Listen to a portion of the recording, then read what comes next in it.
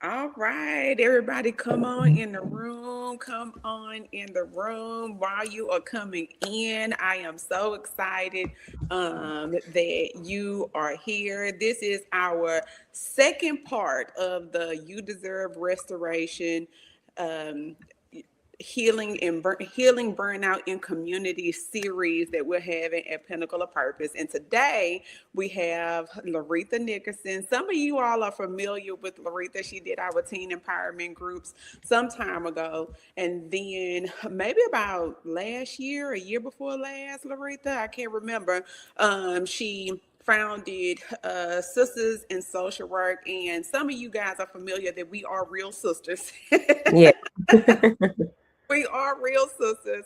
And she has come back to Pinnacle of Purpose and is now seeing clients. And so we are so excited to have Laretha. I'm going to be quiet and I'm going to let her introduce herself and talk a little bit about what she brings to the table.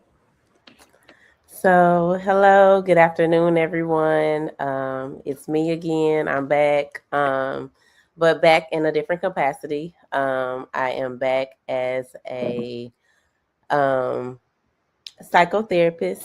So, I am now offering psychotherapy with Pinnacle of Purpose. Um, I am open to seeing pretty much everyone. My passion in my heart is mothers, um, because I do think that mothers deserve a space.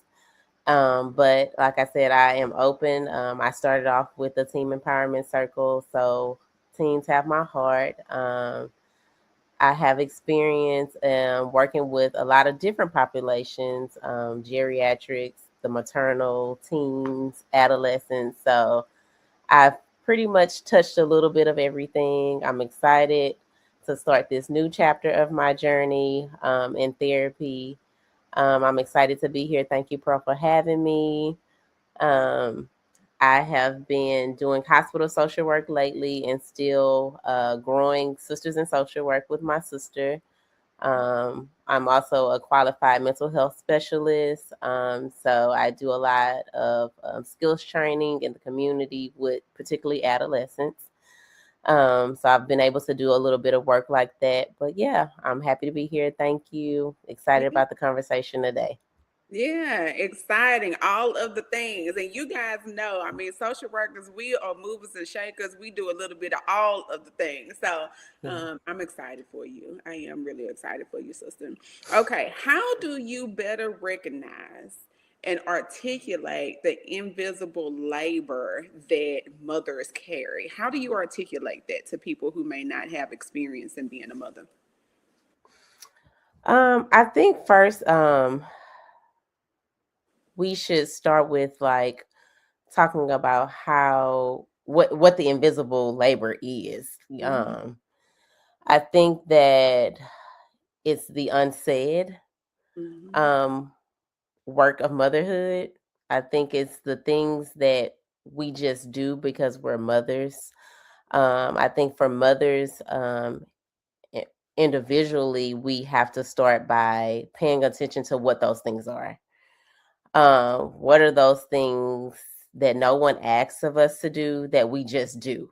Um, what are those spaces that no one asks us to show up in? We just show up Mm-hmm. because that's kind of a part of the role, and that's what we're conditioned to do. Like remembering doctor's appointments, managing emotions, planning the week, planning meals, like all of the things that we do on the day to day basis as mothers, not because we're asked to do them. It just kind of comes with the territory. Yeah. Um, and I think once we recognize those things and we give it language, like we call it what it is, um, it begins to help us. Um, it begins to help us kind of with that weight of carrying those things. And I mean like mentally carrying those things, that responsibility, because it is gonna happen. Like we're this is what we do as mothers. We're called to this work. This is what we do.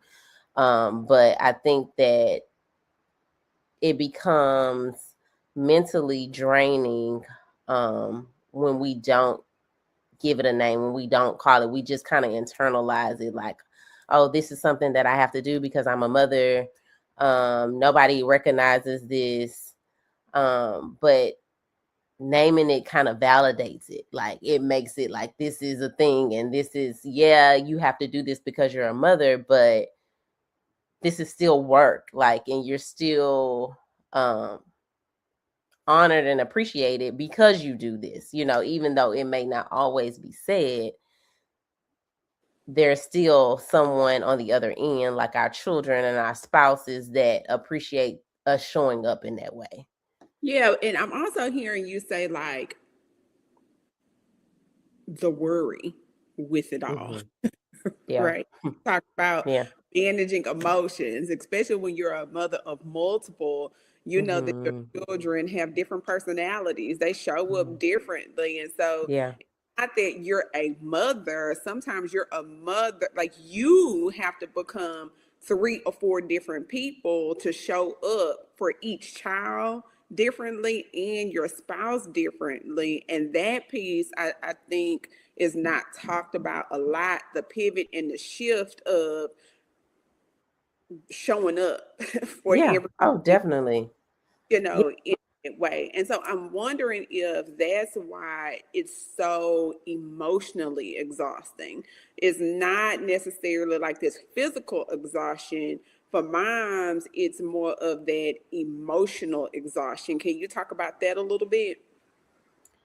Definitely. I think that, emotional exhaustion turns into physical exhaustion. Physical, you can turn it on and turn it off. Like you have a task. I need to clean the house. Okay, you cleaned and now you're done. Mm-hmm. But emotional exhaustion is because it never ends. Mm-hmm. Like it's Yeah. constant. You're Yeah. always on. It keeps going. Like you're laying down at night and everybody is sleeping. The house is quiet, but your mind is still wandering because you're thinking about, okay, what do I have to do tomorrow? Um, have I signed all of my key?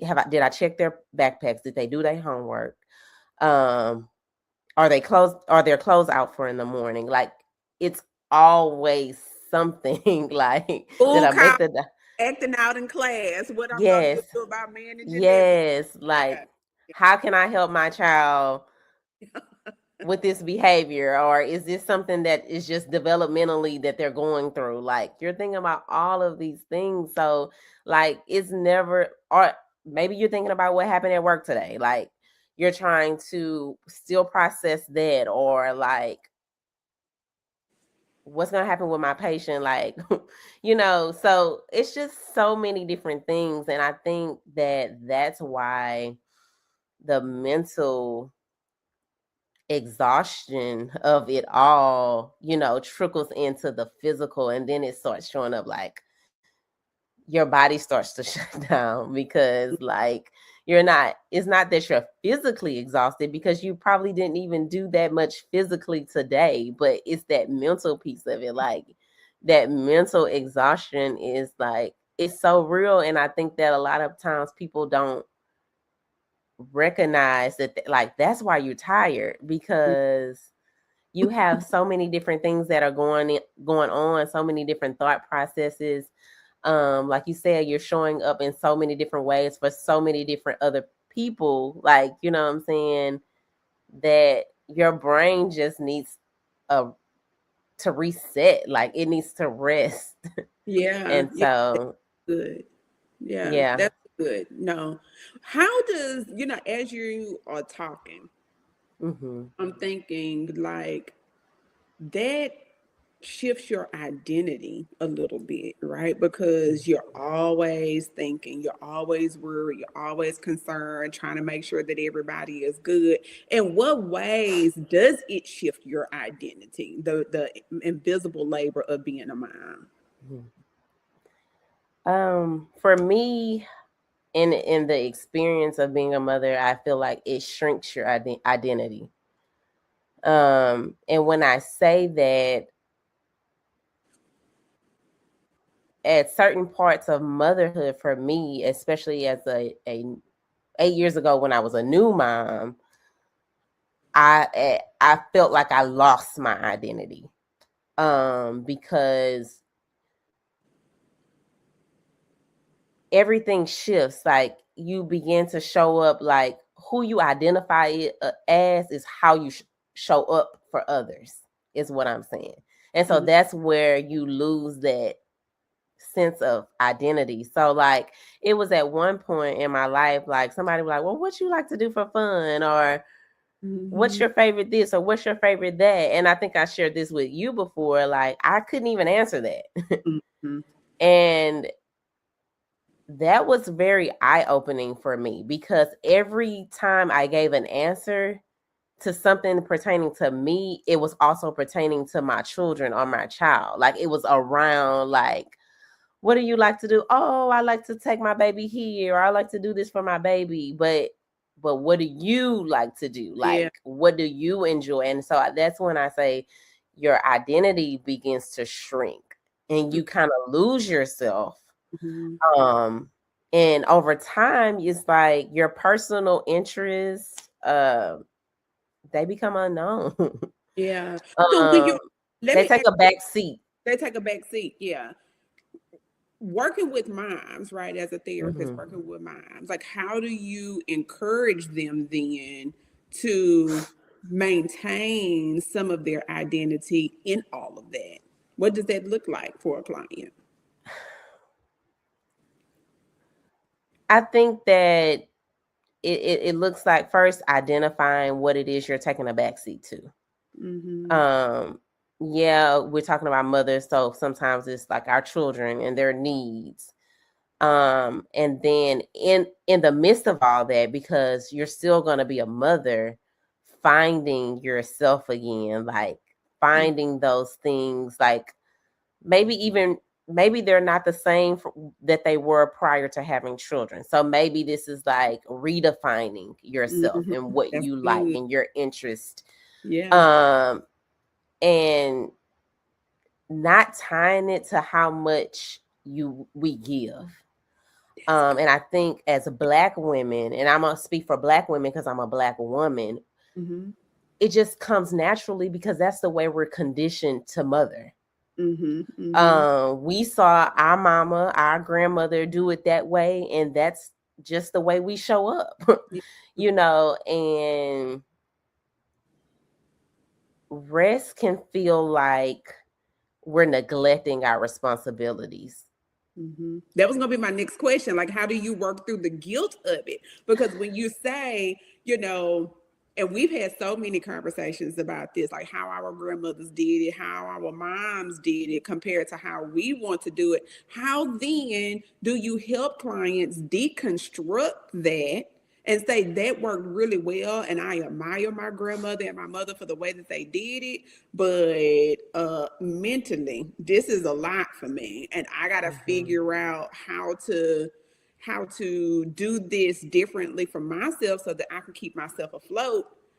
But within that, getting rid of that guilt first. Like, how do we work with our clients on getting rid of that guilt first?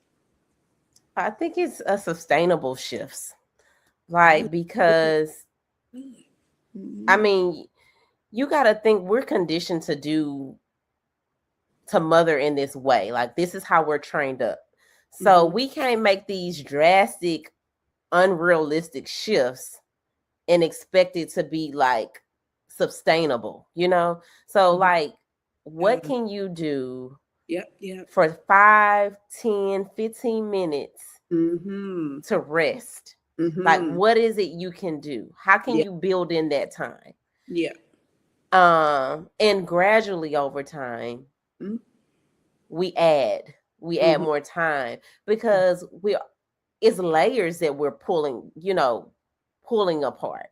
Like, Mhm. it's not only the mom guilt, you know it's also, okay, now we're having to rearrange our whole 24 hours just to build in that 5 to 10 minutes for Mm. ourselves. Like, you Yep. know what I'm saying? So and then it's not just us, we're working together with our partners, with our spouses. Like, because just as much as it's important for us to have that rest, it is for them as well. Like, Yeah. because we in this together, like, Yeah. You, so it's like, how am I, number one, how am I going to recognize what it is that I need? that's good. How am I going to articulate that in my space, whether Hmm. that's with your partner, your spouse, your children? How am I going to say, mommy needs a moment? How am I going to say, babe, I need a moment? Can you just take the kids? I need to, Hmm. I need to reset. You know what I'm saying? Hmm. Um, and without feeling like guilty or Yeah. feeling like I'm a bad mom or Mhm. I should really be doing this for my family. But how can you do something for your family when you have nothing else to give? Like the saying, you can't pour from an empty cup. Because you can't do Like it. you don't have nothing else to It's give. good. Like, I like. and that's when all of that, I'm sorry. No, go ahead. No. That's when all of the frustration starts to arise, that you get Yeah. impatient, you're snapping, all of those things, because you're not nurturing yourself. Like, Yeah. you're not giving yourself that time. You're not caring for yourself like we care for others as mothers. Like, we're taking that back seat, and it's really not a good thing. Like, we should be as much as we're showing up for everybody else, we should be showing up for ourselves. As Yes. hard as that sounds, but we really should, because we are Mm, only as good to ourselves or to others as we are to ourselves. yeah. But I like that you said come up with a plan, Yeah. because it is so true. We can't take 50 years of how women in our family did it and say, oh, Hmm. well, tomorrow I'm going to do it different. Yeah. Like, that's years of deconditioning. That's Hmm. years of deconditioning. It's okay to have the awareness that this ain't gonna keep this. This is not sustainable. Yeah. But Yeah. in order to actually do it, you do have to set a plan in place. So when the opportunities come, you know how you want to do just two things differently. We ain't talking Yeah. about all things, just two things differently. Yeah. Yeah. Um, and so, yes, creating a plan around that is going to be the game changer, because then you get to allow yourself to experience it. Like, okay, I felt a little guilty doing it, but it's all right. Yeah. The world didn't fall Yeah. apart.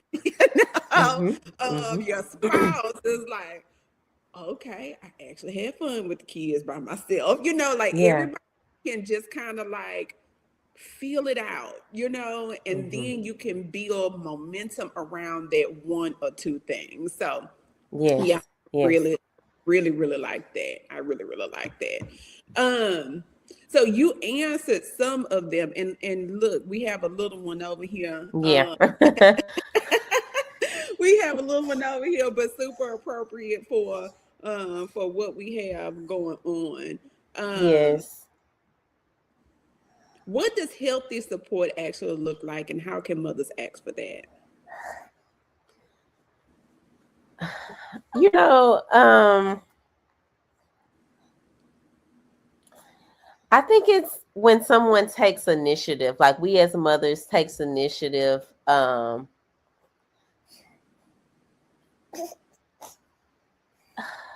Well, we ask first. I'm gonna say this: we have to ask for that support, and how we ask for that support is, just being clear, Yeah. about what it is we need, and not expecting people to read our minds. Mm-hmm. um you know I feel like sometimes as mothers, you know it's not that we don't have support. It's sometimes we want to do it all, you know and I think that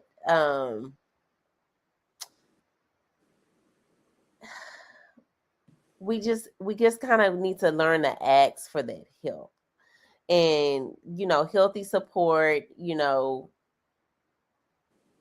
not saying giving your responsibilities to others, but kind of allowing others to step in and do some of the things that you think that you have to carry or do all on your own. Clear requests um leads to real support. Mm-hmm. I think sometimes we say things in passing and think that people are supposed to just figure out or know that that's what we're actually asking them for. Um, but people can't read our minds, and we forget that because I think not just mothers. We're like, oh, but you should know. But should I or should they? Because Mm-hmm. they're not in your head. So if Mm-hmm. you're not clearly directly asking for the type of support that you need, you may not get that because people don't know how to show up in support. So I Yeah. think that as mothers, we just need to be okay with asking for help. And clearly asking for help in that support, and what does that help and support look like to make you feel helped and supported. Mm-hmm. um if that answers your question. Yeah, no, it answers my question. So how would you work with a client on articulating that? Right. So, I think that you kind of have to first have healthy boundaries, set those healthy boundaries. mm-hmm. um I think because if you don't have healthy boundaries, then you're not gonna always feel like you have support or feel like you can even ask for the support. I think that you need to kind of start there, like reframing boundaries as like protection for yourself. Like, I need this in order to show up this way. Um, and not feeling like you're rejecting your kids or you're neglecting them, like being okay with setting those boundaries. And then once you have set healthy boundaries, I think it's easier for you to say, you know what, I could use some help in this area this week. Mm-hmm. um I could use more support in that area, maybe not just this week but in general. Mm-hmm. And that kind of goes back to naming. You have to kind of know what it is that you are needing yourself in order to be able to name it, and for somebody to show up and help and support you. Yeah. I think a lot of times we go, and we're not. I don't even know we clearly know what it is we need in that moment, like because we haven't taken the time to like step back, process, and think about what is it that I need? How could somebody support me in this Yeah. But, situation? listening to you talk about that and then kind of going back to, the point that you made earlier, mamas are always going, their minds are always going. Like, when does a mom even find time to figure that out? You know what I mean? Like, when do you even have the time to figure that out? What would you recommend around that? I would recommend you know, building in that time, uh, pausing, having Mm-hmm. those mindful moments, Mm-hmm. um, because those are important. Like for me, mine is at night when everybody is asleep. That's when I build in that time to process those thoughts, to have that time with myself, to ask myself what is it that you need to be able to show up this week? Like, what do you need from self? What do you Mm-hmm. need from others? Like, to be able to show up this week, to be able to succeed this week. Like, those thoughts, because when you're going, you can't really you have the thoughts, but you can't really process and think those thoughts through. Like, it's just a thought in passing. Yeah. So I think, and also I feel like it's important for moms to have community as well. Like, Mm-hmm. it's so important for moms to have community, because sometimes we internalize things and we feel like, oh, I'm the only mom that may be going through this, and we're not. Like, part of the reason, like, we created Sisters in Social Work, because we need that space to go and to share with other moms that are going through the same thing that we're going through, that are experiencing the same thing that we're experiencing, that may be having mom guilt, like, that may be having these thoughts in passing, but they're not finding the time to actually process these thoughts. Mm-hmm. So I think that, like,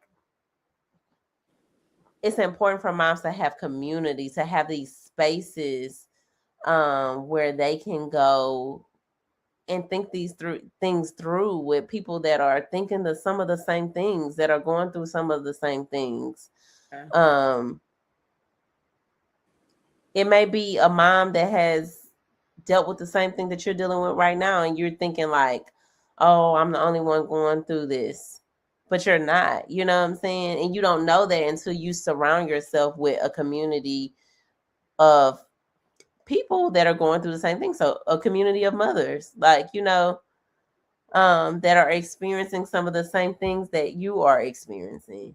So I'm here uh to say, finding some quiet time, whether it's at night once your family has went to sleep.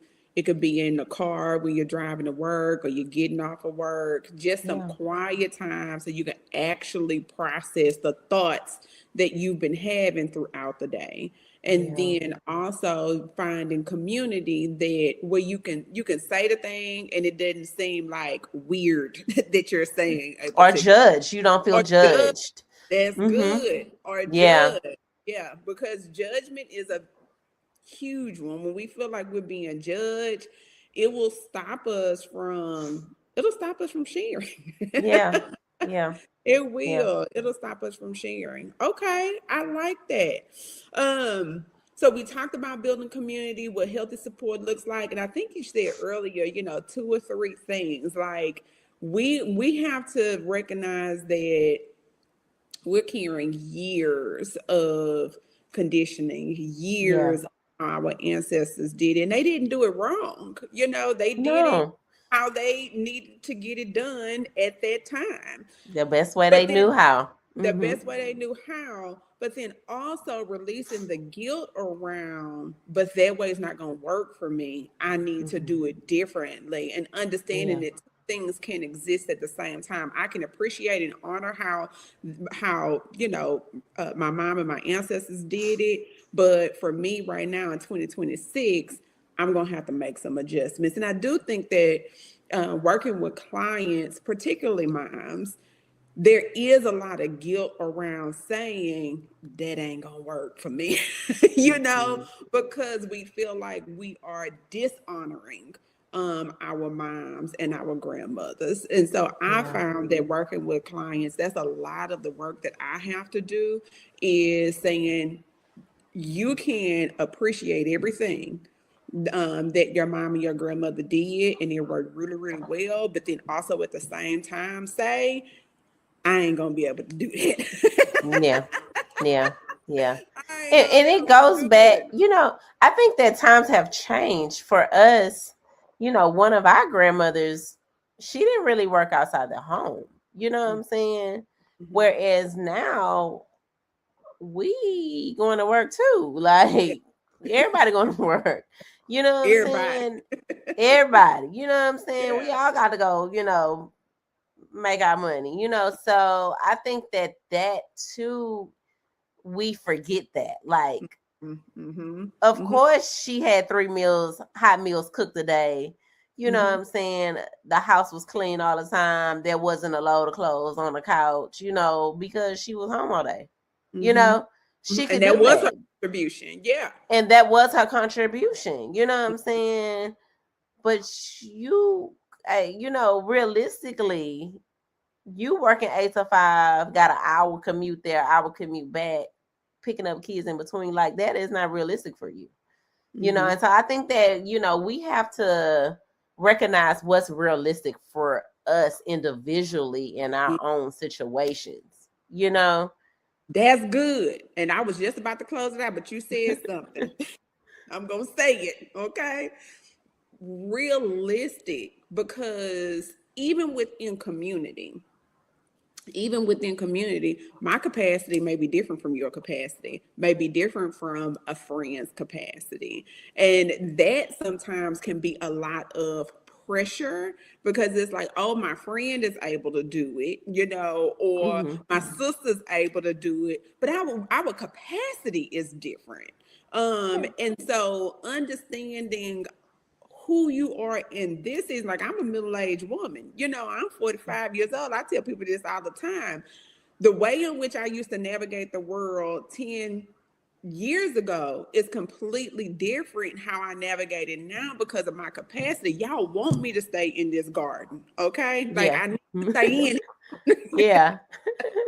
because that helps me with my emotional bandwidth. And I've just learned that over time. Whereas when I was raising children, I wasn't growing plants in the garden and doing any of those type You of didn't have things. the time. You didn't have I didn't have the time. Yeah. So Yeah. it is also recognizing what season of life you're in Mm-hmm. and what you have the capacity for compared to what people in your community have capacity for, and that's gonna look a little different. Yeah. And yeah, Yeah.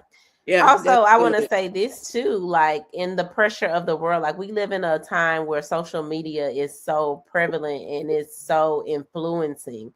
So, I'm not saying get off of the internet, but I am saying recognize that's their job. Like Yeah. their job is to influence you. Yeah.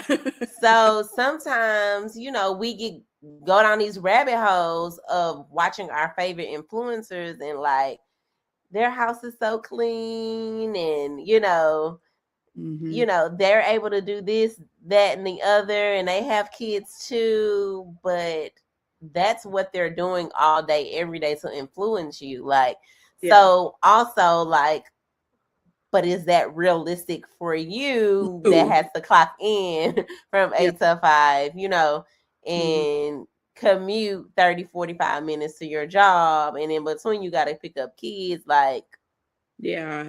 Don't get that's caught up in people's highlight reel. mm-hmm. Yeah. Don't get caught up in people's Don't highlight reel. get caught up in those 5-10 seconds, Yeah. Hmm. because I be on social media too. So it's like I be on TikTok, and but we have to remind ourselves like that not that's not Real. realistic. Like, Yeah. they're not going to 8 to 5 and doing Yeah. all of the things as well. So, Yeah. and that's Yeah. hard, sometimes that can be hard not to compare. Mm-hmm. But I think as mothers, what's important, like is my child fed, or do they have a roof over their head, or are they clothed? Those, like, we got to get back to the basics. Mm-hmm. Mm-hmm. Are they Um, happy? Are they are they running happy that out? Right? I Yeah. yeah, I saw a meme the other day, like your child is not gonna remember the house being messy one day, but they will remember, oh, my mom was always running around on edge, crazy, trying to clean. Like, we have to remember we are making memories for our children. Like, what Mm-hmm. we do now is very like impactful, and they're gonna remember, like, how was my mom growing up? Was she crazy, like a crazy lady that's always popping off because the house is chaotic?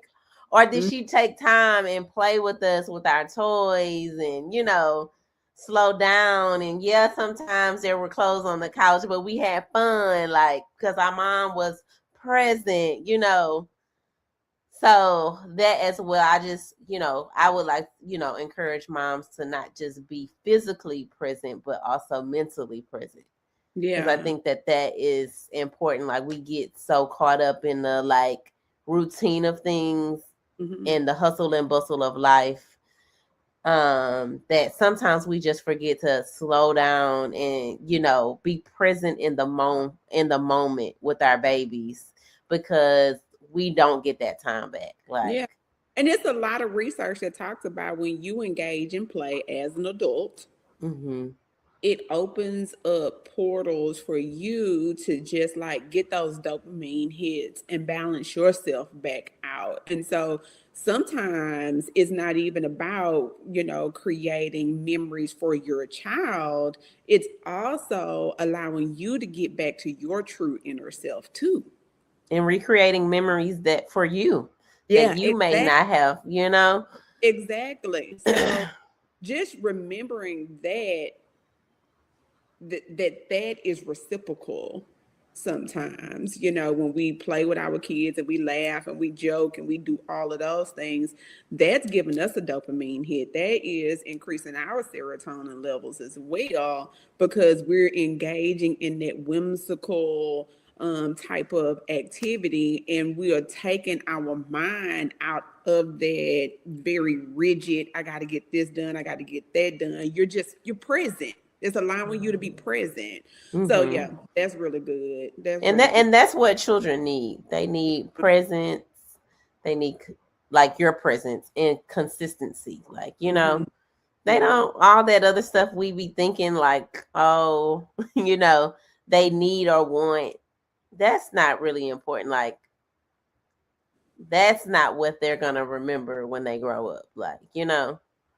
Yeah. So, Okay. Good. Anything else you want to share before we close today? um, yeah, I will say, as for mothers, take time for yourself. Hmm. Um, you're not, that's is nothing wrong with that. Setting boundaries is, it's protection. It's not rejection. Hmm. Um, you can't pour from an empty cup. The thoughts that you're having, I'm sure someone else has either thought those thoughts or they're having those same thoughts. Yeah. So find your community and stick with them. Stick with your community. Ride it out with them. Ride it out with them, like, because life be life for everybody. But I think that when you have that support, it makes it easier. Um, it validates those thoughts of like, am I doing this right? Or is there even a right or wrong way? So yeah, just take time for yourself and to remember to be present in the moment. Um, not only physically, but also mentally. Yeah, I Yeah. like that. I like that. Well, I mean, this is what we do. I like having conversations with you. And we will see you guys next time. Bye bye. Bye bye.